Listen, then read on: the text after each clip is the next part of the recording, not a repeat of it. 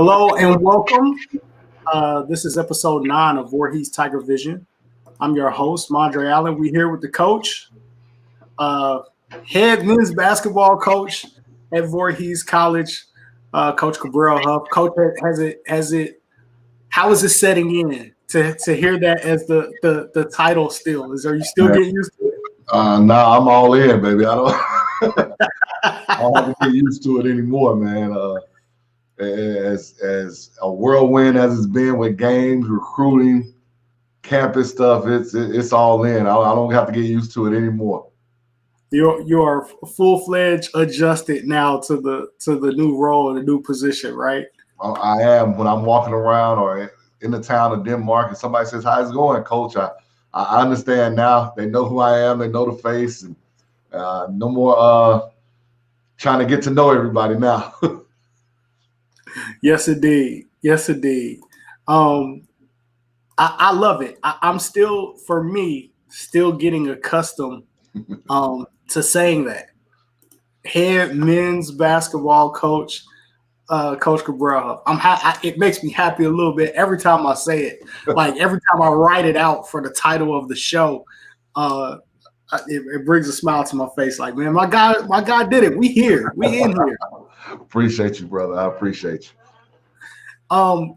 Man, you broke a blockbuster on last week's show about announcing possible high school team camp dates happening at Denmark. How are things coming with the planning of those? We're in the initial stages. As soon as our season is over, that's when we'll really sit down and kind of look at it to get the exact dates to make sure everything can go as planned and start sending stuff out to get our teams involved and make sure we have our officials to have everything in place, man. I think, again, like I said last week, this is a crucial and critical component to helping kids in South Carolina not just get recruited to Voorhees, not just get recruited to Denmark Tech or wherever it may be, but just to let them be able to play this game against different teams that maybe they don't normally play, but also set themselves up for recruitment anywhere. 100%. I hope we're talking about this, and we'll do kind of periodic check-ins as things goes on, because I really want that Denmark area and really the entire state of South Carolina to understand how huge it is, right? There are a lot of colleges that do team camps, but understanding what you were able to build in that environment for June in Georgia. We didn't have it last June because of COVID, but the year before was unlike anything that we had seen in the Atlanta area for June. So understanding it, you're able to take that same type of template and environment and bring it to South Carolina, that it could be huge and really helpful and impactful to a lot of kids, man. So I'm excited about that. I agree. And we've already had some coaches that, obviously me being out early, getting into some high schools, have said they would definitely be there and definitely come. So that's the great thing, man. I think that buzz is there for us to get it done. It's just going to require work. And, I'm not afraid of hard work, and neither is my staff. So we're ready to get that ball rolling and create something that has never been done here outside of the season or outside of just recruitment in terms of Voorhees basketball. I can't wait. We can't wait. I can't wait to come down and be able to check out some games and see how everything goes. It's so important for the development and the exposure for high school kids. Also, getting them to, like you said last week, getting those guys on campus at Voorhees and getting them accustomed to being here and playing competitive basketball on campus at Voorhees is a huge win.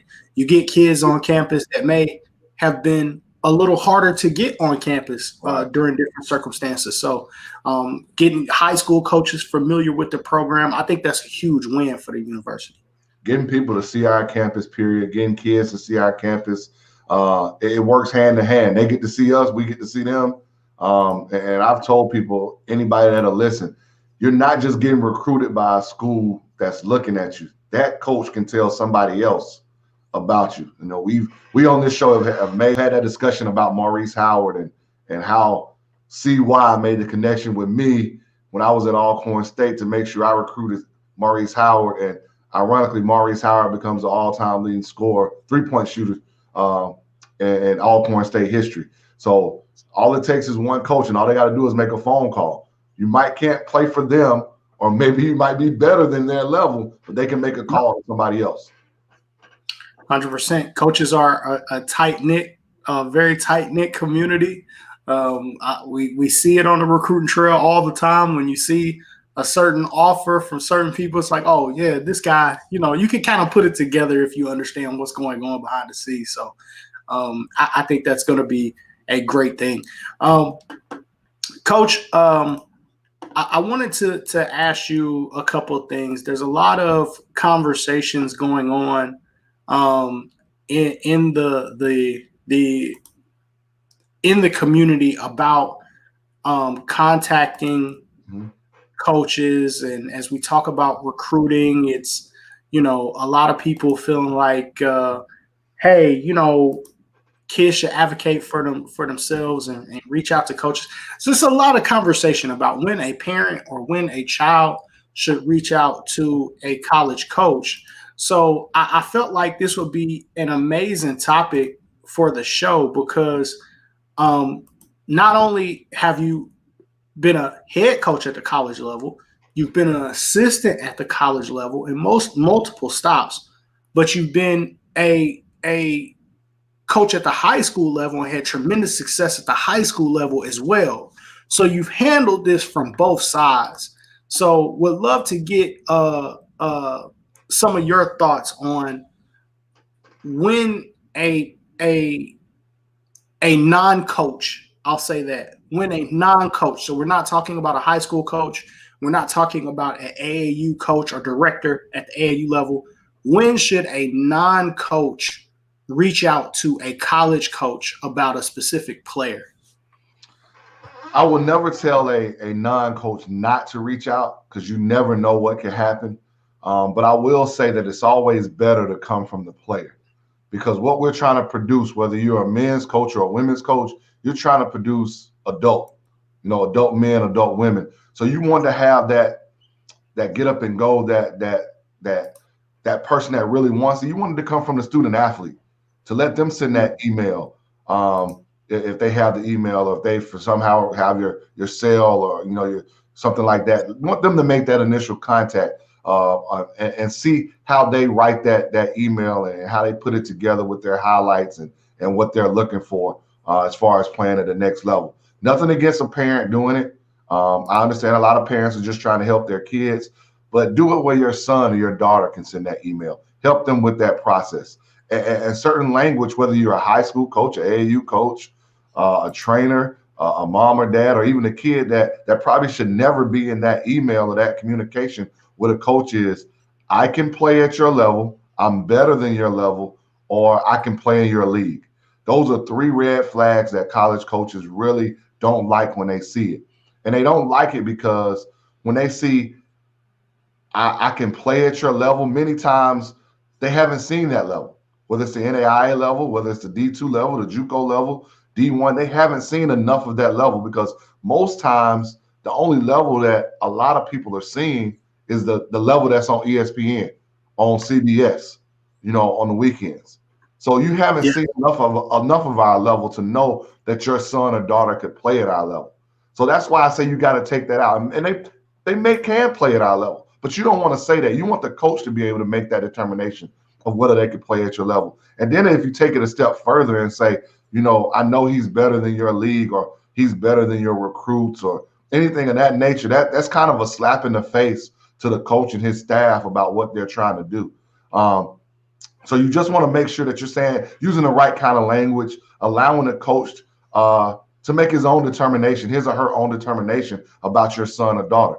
And understand that a coach can be wrong and not recruit your son or daughter, and your son or daughter go off and do better than the person that you were trying to send the email to. And it's okay. We're not going to be perfect on every person that we either recruit that comes to our campus. We want to be perfect on all that, or the people that we choose not to recruit that don't come to our campus. For sure. I think during this year, having a lot of very real conversations with parents and players, I've been trying to uncover what is it that you want? What is it that is your intent for sending this communication to the coach? If your intent is for them to, wow, I love your game. We would want to offer you a scholarship, right? I also privy it with do you want the coach's honest evaluation? Because he may recommend you, like you said, to another school. Right? He thinks that you're a good fit. Or, are you just wanting, do you really want to play there? I sometimes wonder, do people send emails to coaches for schools that they don't even want to attend? Right? Like, does that happen? You get emails and then it probably does. I don't think enough people do their research on the school, the place that the school is in, or even the program itself.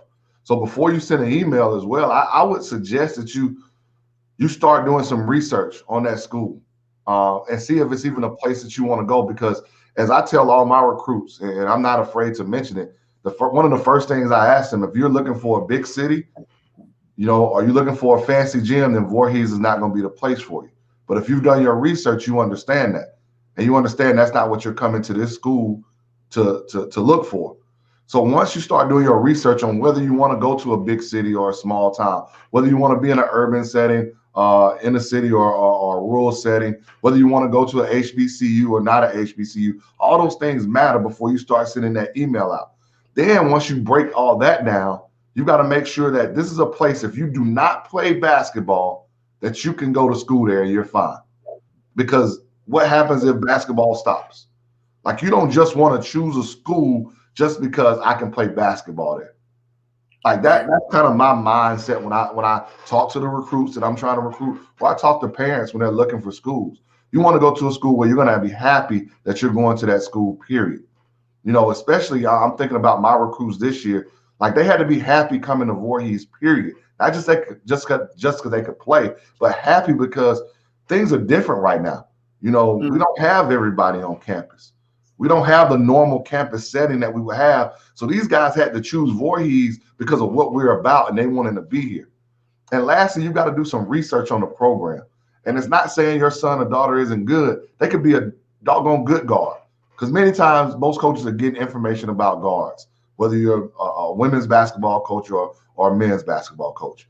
But they may be in a situation where their guards are returning and they've already got some guard commits. And they're not looking for another, because most times the emails are coming from high school players. They're not looking for another high school guard or any guards, period.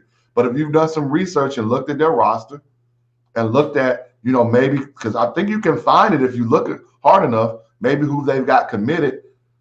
As much as I like it, they may not have a spot for me. Or you have to be okay with that coach responding back saying, listen, we're not looking at the guard position, but I'll definitely share your information with coaches that I know, and hopefully, you can find a spot for your son or daughter. Absolutely. Do you get any emails, Coach, where they've done that type of research to where maybe they have even already looked at the academic offerings from the school and that they have communicated, hey, I see you guys offer this program. This is what I plan to study when if I attend your school. And does that help when you see that type of thing? It does. It does. Those are ones that help when they've already looked at that. Even the ones that said, I've already been accepted. Because now it opens your mind and there are different opportunities, because let's be honest, everybody that you see playing on a college basketball team is not on a full ride. Let's make that clear. Like, especially if you're talking about non-Division I. So maybe this can be a kid that you can get in academically if he's really good enough, because he or she's already made the decision that Voorhees is where they want to be, because they've done the application, they've gotten admitted. So now let's see, is this somebody that can actually play for us? We've got a great situation like that on our team. Who he's in our rotation. He plays a lot. He definitely could shoot it if you watch us play. But Terrell Wyndham for us, is a great testament to that fact of somebody who came to Voorhees on an academic ride, a full academic ride.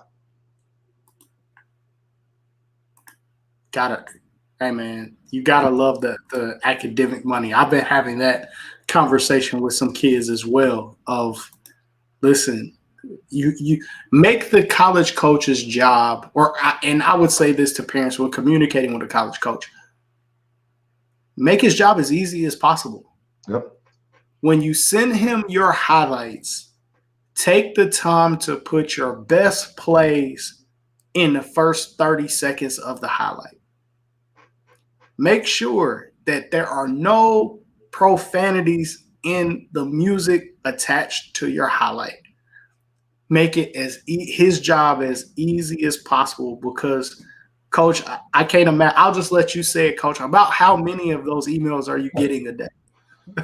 10, 30, maybe 10, 30. I mean, that's if I include DMs and emails, you're probably talking 50. That you're trying to just shift through. And I try to do my best, but we're in the middle of a season, as well as doing all the other stuff that we have to do to try to respond if I can, or try to watch them all, or I send them to if they come to me, I'll try to send them to my assistant so they can watch some of them as well. And like we've seen some, they're like, man, this kid can play. And sometimes we have to ask ourselves, like, well, we don't need that position anymore. And it's unfortunate, but we just don't need that position anymore. So it comes to that. And then when you send those highlights, make sure, yes, I want to get guys who can make free throws, but that's not what I want to see in your highlight. I don't want to see you making free throws in your highlight. Don't just send a highlight. Send a highlight in a full game film, because we want to see both, especially if you're at a place where we can't get to you. And especially during COVID, there are going to be a lot of places you can't get to. So we want to be able to see a game film. We want to see a highlight film. You've got to put your information in there. And this goes to the player, the parent, the AAU coach, high school coach. Don't just send us one and send us a highlight film or a game film. And I don't know the player's name. I don't know what number he is. So you're not helping your cause when you're doing that. So make sure that information is in there. And even if you haven't have done the research on the school or been admitted, put that GPA in there. Put that test score in there, because that's important as well. Because yes, we went through a period where they were saying you didn't have to have test scores, but that was different. To get into school now, you're going to have some test scores. Or you're going to have it to be eligible, with certain eligibility requirements, whether it's NCAA or NAI.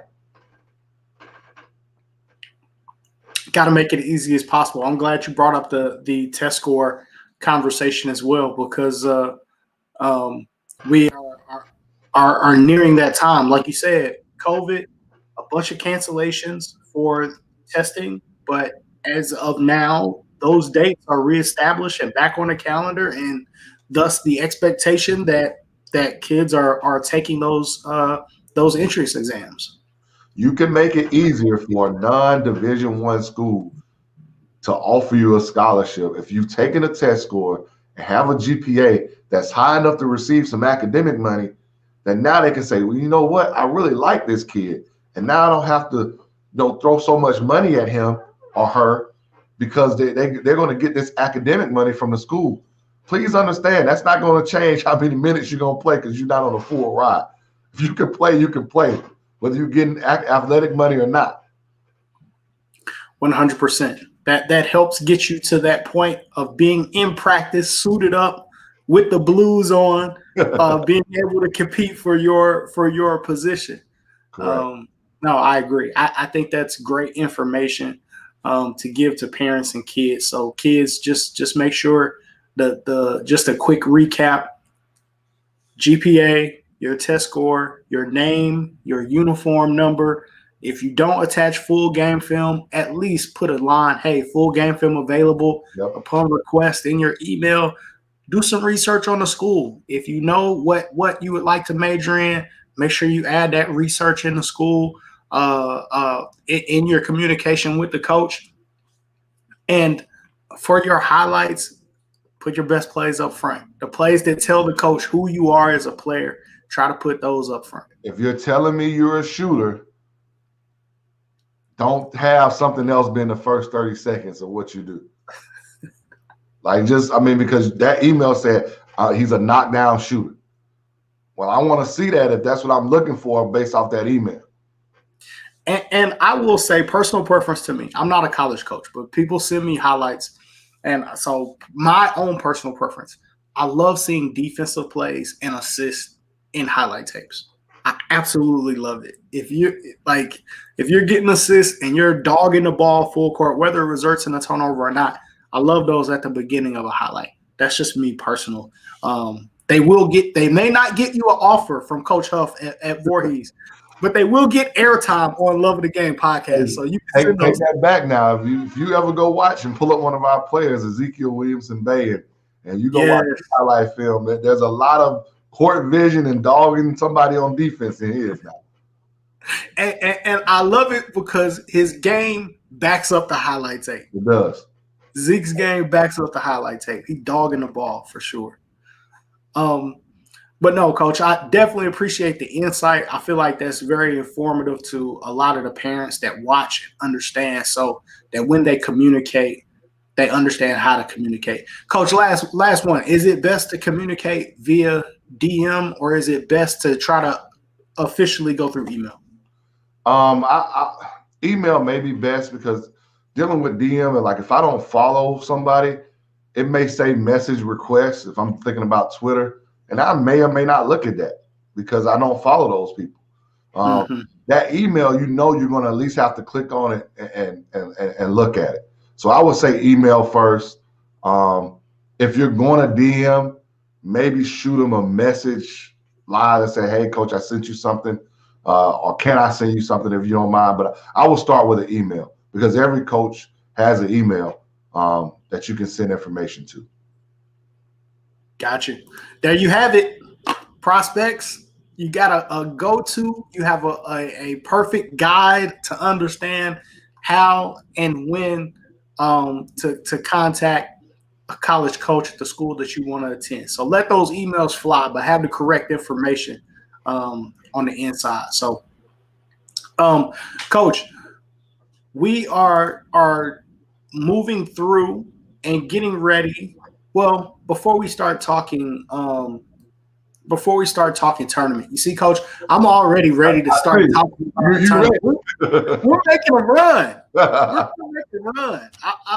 We're gearing up to get there, and I'll show people why I say that, because we have numbers to back it up, where I feel like we stand and what we have the opportunity to do. But let's talk about really quick the Battle of Denmark. Part 2. Part 2. Two head-to-head matchups with Denmark Tech.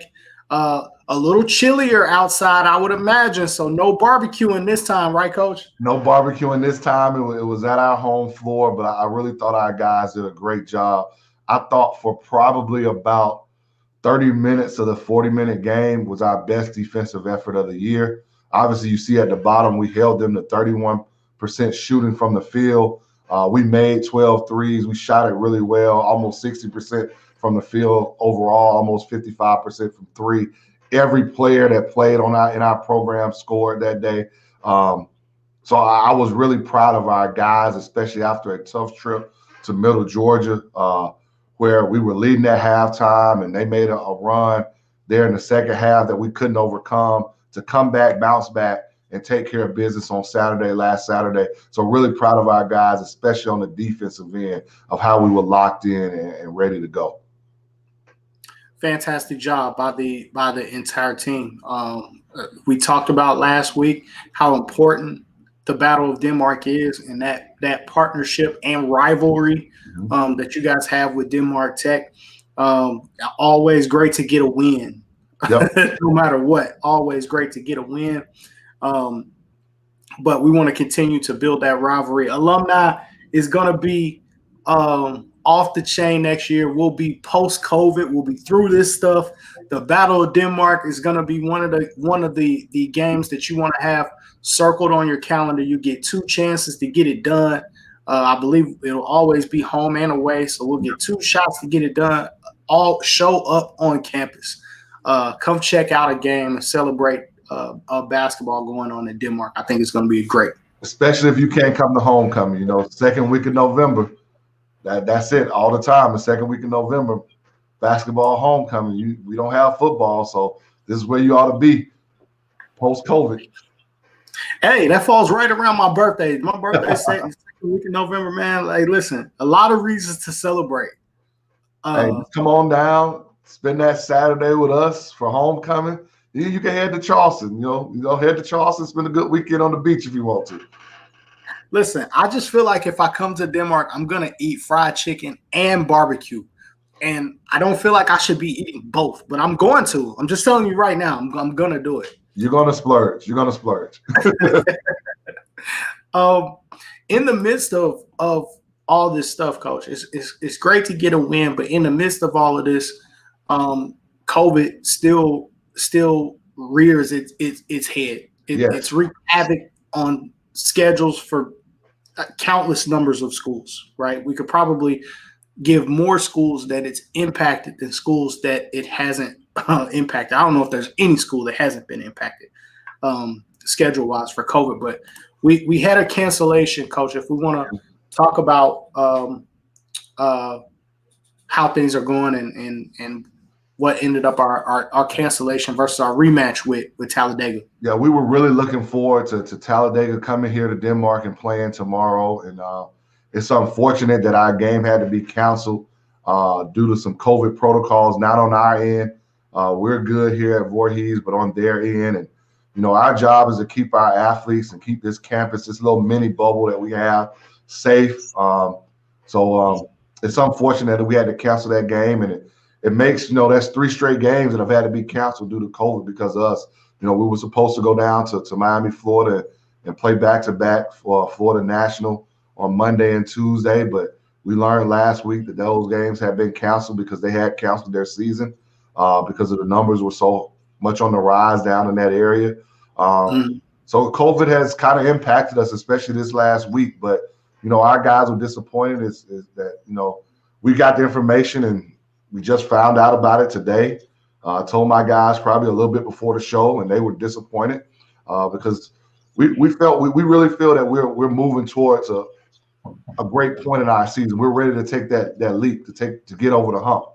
We felt this was going to be a good battle for us to test going up against a great team. I believe they're 22-2 on the year. They've already won their regular season conference. And we wanted a rematch to see where we stood against one of the best in the NAIA. For sure. And it's crazy to say that, but I believe that's a game that we can win. Yeah. And I say crazy to say that when you talk about all the adversity that this team has had to face, from getting on campus late, the practices being impacted, you know, the game cancellation, squeezing that many games into a short period of time, the long road trip that you had to take to play those games on the road, and still the team has persevered, start coming together, and to say that, hey, we're walking into a game against one of the top NAIA teams in the country, and this is a toss-up. This is a game that we can absolutely win. Not every school can say that when they walk into one of those games, but I 100% believe that we were right there. I mean, we were talking just to our team yesterday at practice about when we played them at their place. We were coming off what we had. Our bigs were in contact tracing. The game, 2 games before we went down to the play. So that was the first time we had everybody back on the floor together, like from injury and from contact tracing. So we were in that game. Like, it was a point, it was 23-21, and then they made a run. And then again, it was, I think, 18-15, and they made a run. And then it was 23-21, and they made a run. And that last run they made right before halftime was really what skewed the game. But even in talking with Coach, you know, Coach Wright now, who's a coach at Talladega, have great respect for him. He had the utmost respect for what we were doing and building, even so early in the season. I think that was game 4, I believe, of where we were going and what we were building. For sure. I love what these guys, the potential and what we're capable of is off the charts, right? We started this show at the very beginning of the season, before the actual basketball season started, talking about, hey, what it would be like to make a run in the tournament. Mm-hmm. Well, I think when you see a team that can consistently make 12, 15, 17 threes in a basketball game, shooting is the great equalizer, Mm-hmm. right, for everything. This team shoots the ball extremely well, getting better every game on defense. And you know, I may be being the super fan, but I just don't believe that there's a team that this team can't play with, right? And coming down the stretch of a basketball game, you know, if it's within 10, watch out, right? Like this is a team that people probably don't want to match up against going into that tournament. When we're able to make shots, it creates a different variance for teams to have to prepare for. When we're able to rebound and keep that rebounding margin kind of small, because we understand we're a bit undersized. Because of the different constraints of whatever you may say, we're a little bit undersized. But if we can keep the rebounding margin contained, especially making sure they don't get offensive rebounds and second chance points, and with how much better our execution and our defensive ability has gotten, I think we can play with anybody. And I just, you know, there are times that I sit back and I go, in normal times where we are right now, we'll probably be somewhere in December. And I'll be waiting for that chance in January, February to really see where this team was going. But even right now, just these last 3 games that we're going to have starting Saturday at Carver College and finishing up next week here at home, Tuesday and Wednesday versus Allen and Carolina. Just getting ready, man. Just really seeing how this team is progressing and coming together.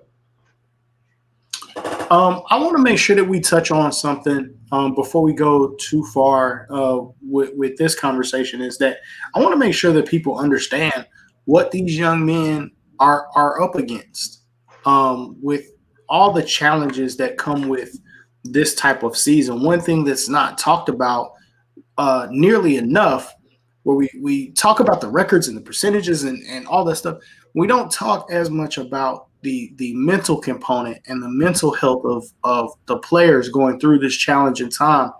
It's impactful for kids, right? These are kids that are on campus and not in that full kind of campus social experience that they would normally get on campus.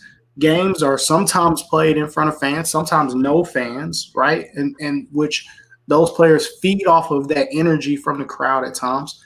Talk a little bit about how you guys are handling that from the mental standpoint of keeping guys locked in, but also keeping them in a good space. I think it's an everyday battle, man. It's about building those relationships, which we've done, myself and my staff included. It even goes down to, you know, today's Wednesday, and every Wednesday we have a Zoom with our team, whether it was before or after practice, doesn't matter. But we have somebody come in and we talk about real stuff. Probably has nothing to do with basketball. Like we're not too much talking about, well, why did we win or lose? We're talking about, you know, the mental health of them. Why do you equate yourself as just a basketball player when you're more than that? Or we're talking about health and wealth. Those are big things, you know, and that's part of what I really wanted to do when I took over this position, is that I wanted to be more than just basketball. And in times like these, it has to be more than just basketball, because times are different. You know, you just think about that college atmosphere that you're used to, they're not getting right now, you know, with no visitation and everybody's not on campus and you can't congregate with large groups no matter where you are on campus. It's just different. So we've got to make sure that we are addressing and understanding the mental health and mental awareness of our guys and staying on top of it. And Wednesdays have been big for us in doing that. How we've opened up with each other as a team and learned so much about it. And I just think it's something that if you're not doing it, even if it's not with a team, but if you're a parent or you're a coach, just have some conversations with your guys that have nothing to do with basketball and see where they are mentally. Just see where they are. I mean, there are sometimes I'll ask in practice, where are we? How do we feel today? And it may not have nothing to do with basketball. 100% agree, Coach. I think you said something that was that last week that really drove all this point home and the need for what you're doing. You said it last week when you said people don't realize that when we show up to a restaurant before a game, that we can't sit together and have a pregame meal.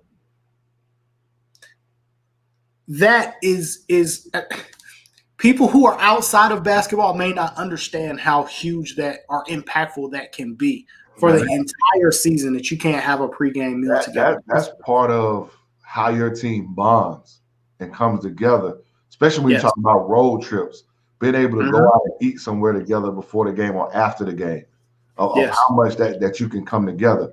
So the best thing that we've gotten is there have been a couple of times where, 4 guys could go to this restaurant and another 4 could go to this one and sit down and eat.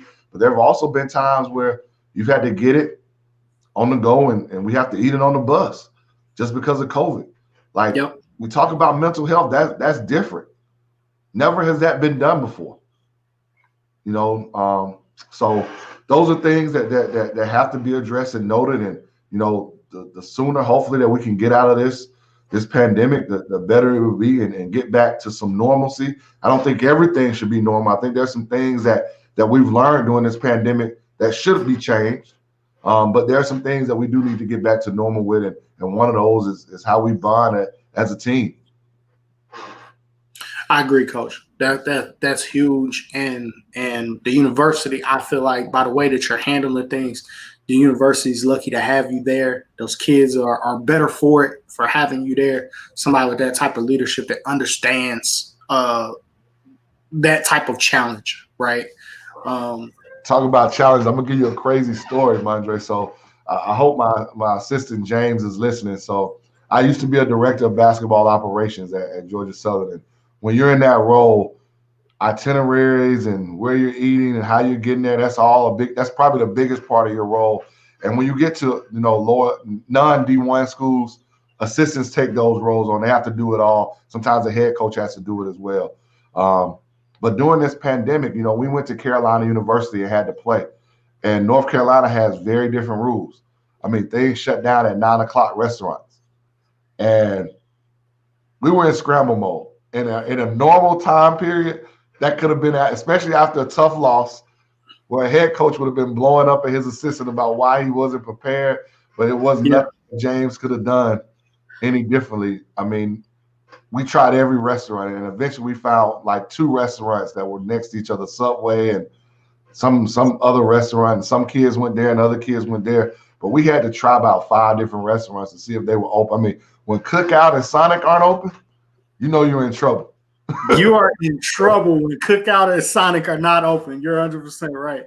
That's very tough, Coach, because, again, that's something that people don't think about. You get done with a game, everything's shut down at 9. Your game is not over until almost 10 o'clock. And those kids are hungry before they get got a 3.5 hour drive back. They got to eat. For sure. But incredible job by you and the staff as you guys get these guys, not only bringing them together, watching how they play and seeing these guys develop has been a treat. But the work that you're doing now, something else that people may not know, another piece of the adversity is that you didn't wait to schedule.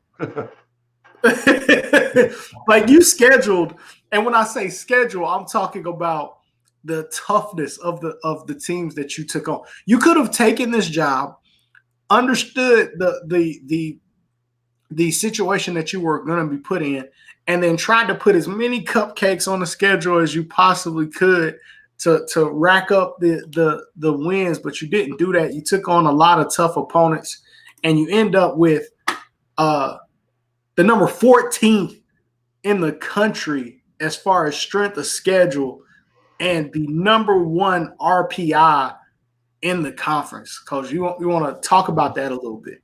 Part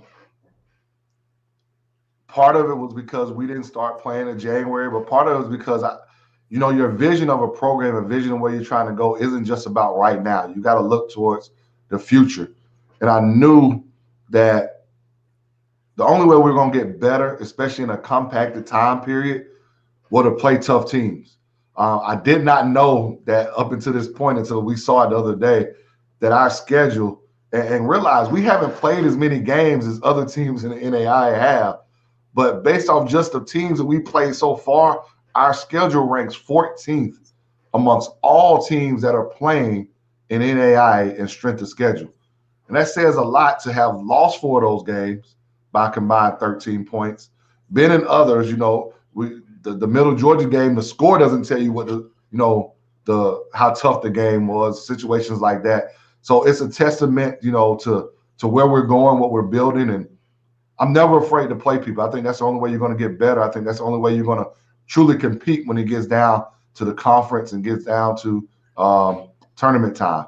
And then you add to the fact that, certain teams in our conference decided not to play it. Others are. But our RPI is the best in our conference right now. So, again, that says a lot to what we're building and what we're doing. And like I said, you do that because you want to be better in January, February than you were in a normal season in November, December. For sure. I want to pop the schedule up here. I hope the last few games are still correct that off the schedule that I have, but we don't get Talladega tomorrow, but still Carver on the 20th, and then Allen and Carolina is how we finish out the season, Coach. Yep, we finish it out at home, Allen and Carolina, and we got Carver Bible Saturday. And don't be mistaken, Carver is that team that you keep seeing playing all those Division I's. So we've got to be ready to play come Saturday. Those guys are probably if not more battle tested than we are, to be honest with you. So we've got to be ready to play these last 3 games starting on Saturday versus Carver. For sure. What is it going to take, Coach? I know coaches never look ahead. It's always one game at a time. I know how that goes, Coach. But what does it take for us to qualify for the tournament and then make a run? Is it just winning the conference tournament? Or are we still set to do conference tournament this year? They're going to let us know a little bit more about conference tournament coming up here shortly, especially with not all teams scheduled that didn't play this year. So once that gets settled, we get an opportunity to go to conference. If that's what they do. I mean, they may just say they're taking 2 teams. They may say they're taking everybody who's playing. They go to the conference tournament and you battle it out. So we're going to wait to see what they say. But if we get to go to that conference tournament, our job is to win it. And we're going to try to win it. And once we win it, we're automatically in the NAIA tournament. And this year's a little bit different because, well, not a little. I mean, every year whoever wins their conference is going. But this year could look different because you're going to have some teams that have played the 24 games that Talladega may have played. But you could get us who've played, 12. Or you could get somebody else who's played 15. They set a minimum number of how many games you had to play, unless they go back and change that to be considered for the NAIA tournament. We will have the minimum number of games. So if we win our conference tournament, we will be going to the NAIA tournament because we have the minimum number of games played. And that was our objective, knowing that, Ms. Johnson and myself, who's our AD, that when we started our season, knowing we were going to start in January, was we want to make sure we put ourselves in a position that if we could play in a conference tournament and win it, that we would have the opportunity to go to the NAIA tournament.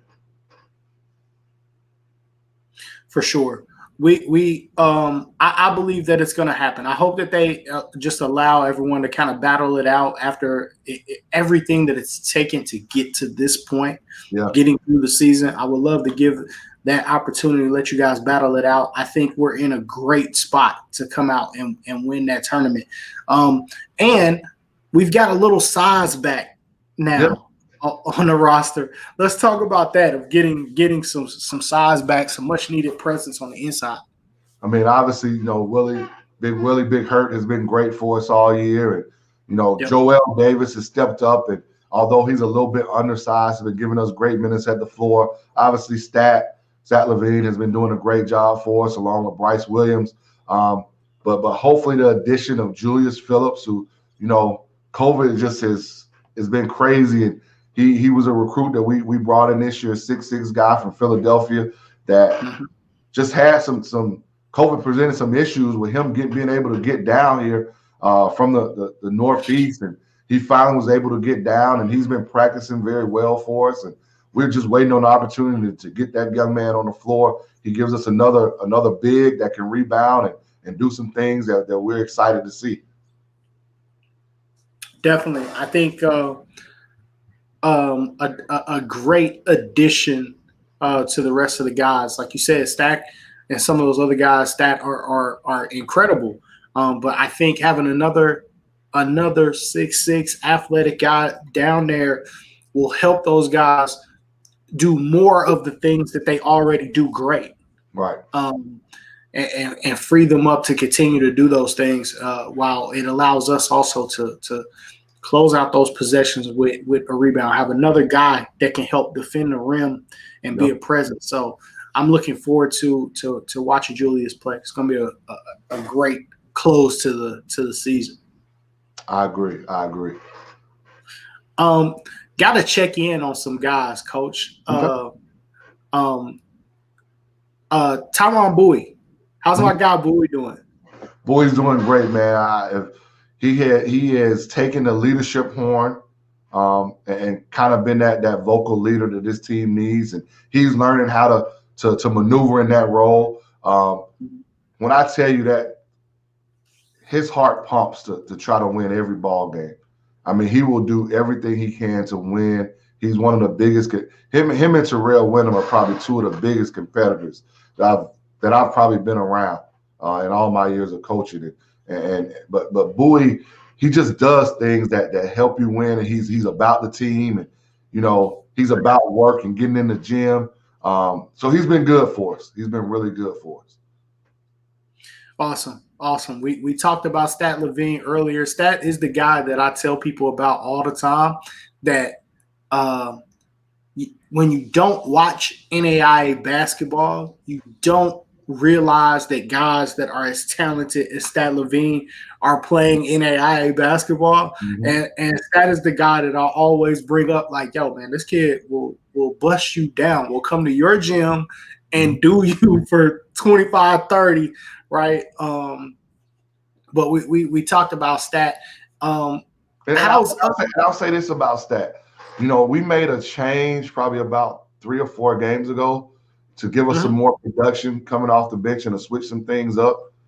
And we actually bring Stat off the bench now. And he has not complained. He has not wavered in what he's done. We were looking at some plus minus numbers and on Huddle, because we use Huddle as well. And like our last game, he was like a plus 21, I think it was. And it wasn't because he was scoring a lot, but he was getting rebounds, the way he was defending. And when he was on the floor, he was like a plus 21, I believe it was. Matchup nightmare for anybody's second unit. It's a nightmare. No, I love Stat. How my guys, the Blue and Rosario, how's Hector and Jordan Blue doing? I think Jordan probably had his best game of the year versus Middle Georgia. Did some really good things, scoring the basketball and doing some things. The biggest thing about Blue is that we want to make sure he understands how much we believe in him and make sure he believes in himself. But he's been great for us defensively, leading this team as a PG. And then Hector, a lot of people probably don't know, he's our leading scorer and leading rebound on the season. So he's been huge for us. Again, I talk about it. He's a guy who did not make his high school team as a freshman, got cut. So when kids want to look at where you can go and what you can become at the next level, it's all about the work you put in. It's all about the work you put in. So when you talk about Tyronn Bowie, you talk about Stat, you talk about Hector, you talk about Jordan, you talk about all these guys. All these guys at different points of their time here since January, 5 times to get in the gym. That's not practice time. True. I'll close. Let's talk about Zeke's development and progression a little bit as we close. It's funny, man, because I probably have been on my 3 freshmen hard, Zeke, Zach, and Mikhail. Because 9 times out of 10, at least guys that we want to bring in as freshmen, they were the man or next to the man on their high school team.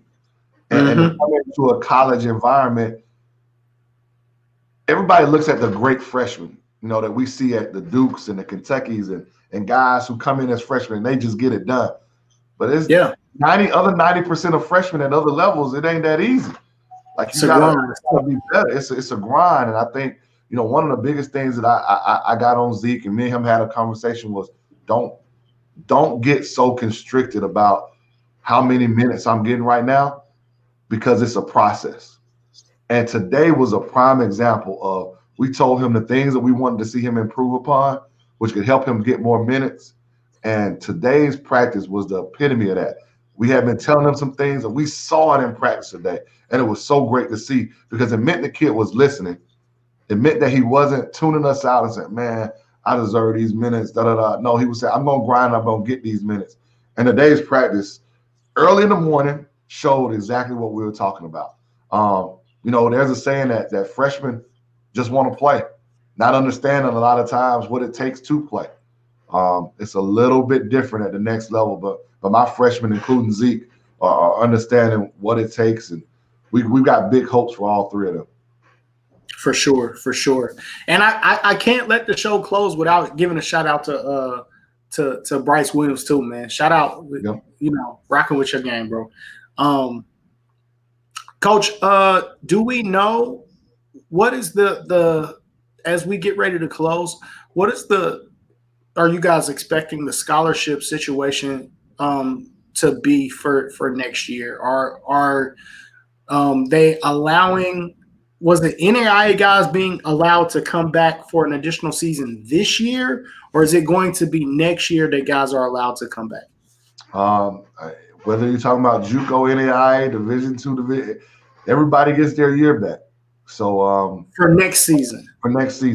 So that doesn't mean seniors either. So what we mean by I think I told Zach this. We were in the weight room. It was just me and him. He's working out. Wait, that's not just seniors? No, so they get their year back. So Rosario is a freshman again next year. Well, he's a sophomore again next year. Yeah, a sophomore again next year. Wow. So that's why when we were talking about that recruiting stuff earlier, you've got to do your research to understand those little nuances of it. So I kind of told Zach when we were in that weight room, I said, man, basically you just got it was like you had a preseason of your freshman year. Like you're going to get to do, you still have 4 years left. And because Zach and I were talking as we were lifting weights, and, he made the comment because, Zach, again, I always credit Coach Mitchell on this show, and I always will. Coach Mitchell was actually the person that recruited Zach. And Zach said, obviously when Coach Mitchell got another job that there were people that wanted him to transfer. And he said he was so glad that he didn't. Just the little conversations and relationship building that you can have that have nothing to do when you're on a basketball floor. It was just me and him in a weight room lifting weights. That's awesome, man. Coach, can any of the guys mess with you on the bench? I think they got a little realization of that. We had a weight room session one Sunday, and we were just repping how many reps we can do. Nobody on the team can mess with me, Andre. Hey, listen, you took that COVID summer very seriously and got right, my guy. Hey, you got right. Hey, I'm continuing. We had a little stretch. We had so many games I couldn't get in there, but I'm back at it. Believe it. Hey, listen, kids, if you're listening, there's a such thing. I'll give you a secret. There's a such thing as old man strength. Not strength.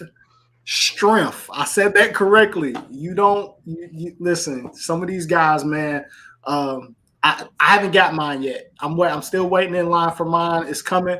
I'm doing push-ups. We're gonna get there. But I've seen Coach walk in after a workout, all dieseled up, and I figured nobody wanted to see him in that weight room. I got one funny story before we close. So we're playing at Edward Waters, and I think it's a free throw or something. And one of their players was one of their big guys who, he's 18 or 23. He's cock diesel. He walked by and said, "Dang, Coach, you swole, ain't you?"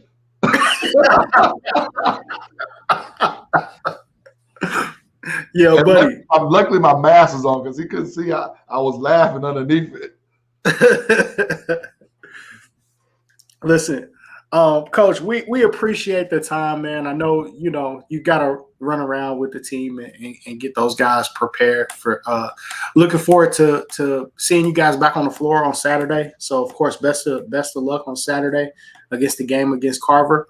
Let's focus in and close out the season with a few wins, man. Hopefully, we can get 3 in a row. Yes, that would be outstanding, and walk into this conference tournament with a lot of swagger, a lot of confidence, and momentum. Yes, sir. We definitely want to close this season on the right note, and it starts Saturday at Carver. 100%. That's our show for the week. Love you guys. Appreciate everybody for tuning in. This is Voorhees Tiger Vision.